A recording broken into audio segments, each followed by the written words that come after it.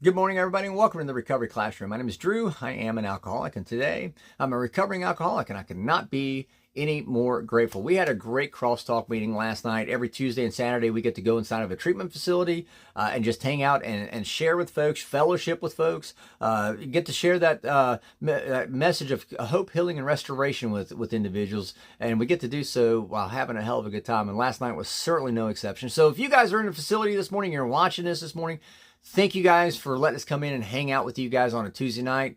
You guys kept us sober one more day, and for that, man, we are incredibly appreciative and grateful. So thank you once again. I want to talk about that word I just used, that fellowship word, and why that's significant, what's so important about that word, and how it relates to my sobriety today.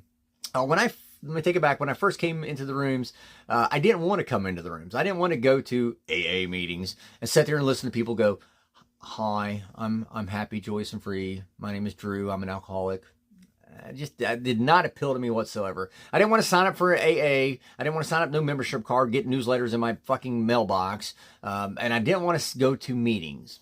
However, it made sense in my mind early on. We're talking just a few days of sobriety. It made sense in my mind. If I'm trying to solve my drinking problem, I should probably go hang out with people who've solved their drinking problem. And the place I'm going to find the most people that solve their drinking problem is going to be in a meeting.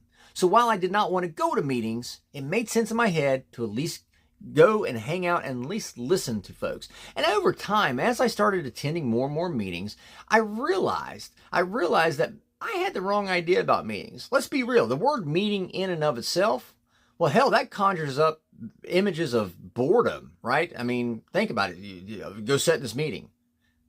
Well, that just sounds like it's going to be boring to me. So I automatically lose interest. But as I attended these meetings, boredom was the furthest thing from my mind. Matter of fact, I started realizing that there was something more to the meeting than just the meeting. So we get wrapped up in the idea of going to a meeting, going to a meeting, going to a meeting. I don't give a damn about the meeting. What I care about is the fellowship within the meeting. In other words, the group and collection of people that I have more in common with than what I have not in common with. The group and collection of people that I associate with, that where we all share the one common goal, a common interest, a common aim, being that I want to make it to the end of my day drawing a sober breath. And I was actually on the phone just this morning with a friend of mine, and I made the comment to her, I said, when we seek the meeting, we may not always find the fellowship, but by God, when we seek the fellowship, we will always find the meeting that makes the difference, the meeting that matters, and a meeting that makes the miracle happen in my life. And that's exactly what happened with me. Day in, day out, I come on here and I tell you, surround yourself with like-minded individuals. Find the meetings that work for you.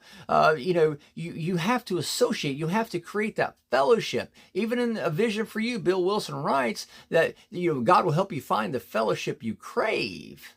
That fellowship was what I was craving my whole entire life. But I had this idea that if I went to a meeting and I sat into a meeting, I'd be bored out of my skull.